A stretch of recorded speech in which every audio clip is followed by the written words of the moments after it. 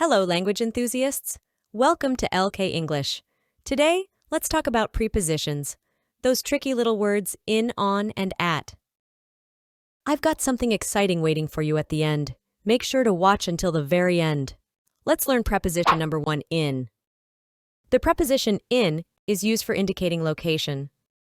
Look at this example. There's a box and there's a ball. Where's the ball? The ball is in the box. The preposition in is also used for indicating time. Look at these examples. First example, we'll meet in 15 minutes. In this first example, we use the preposition in for a duration of time, specifically 15 minutes.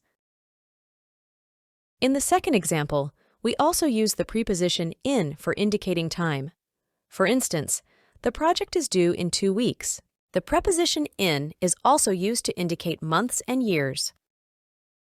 Example 1. My birthday is in October.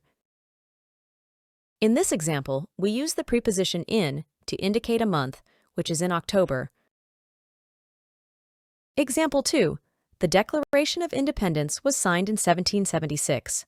In this example, we use in preposition to indicate a year, which is 1776. Now, let's move on to the preposition on.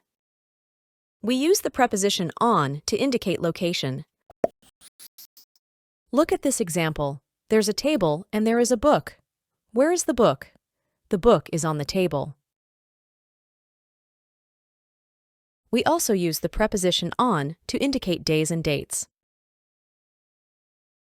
Example 1. We have a meeting on Monday. Example 2. The party is on New Year's Eve. We always use the preposition on with weekdays and festivals.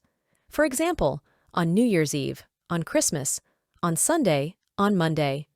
So, we use on for time as well, especially with weekdays and special events. Number 3 is the preposition at. We use at for both place and time. Look at these examples. In example number 1, I'm at the park. In example number 2, she is at the library.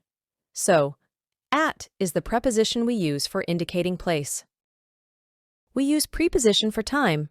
We'll meet at 3 o'clock. The concert starts at 7 p.m., so we use preposition at for place and time. How do we know which one to use?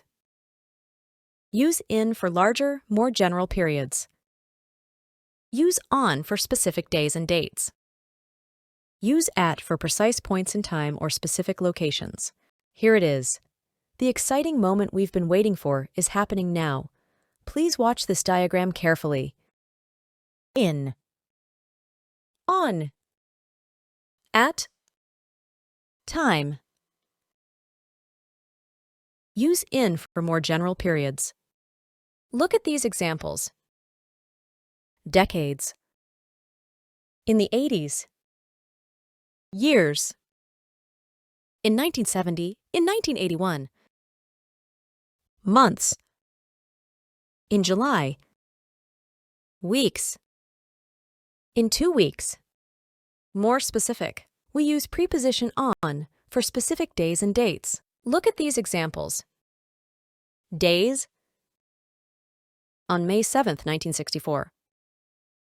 On my birthday. Weekend. On Friday. On the weekend. Very specific.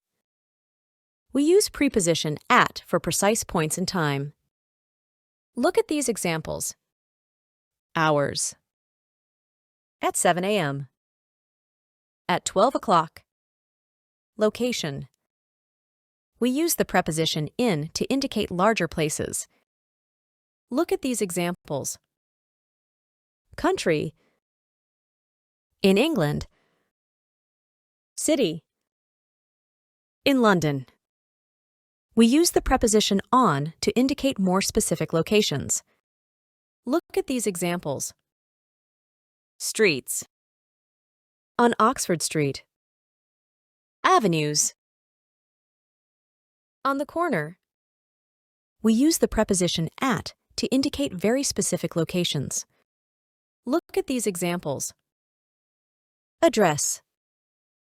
At 734 Oxford Street. specific location.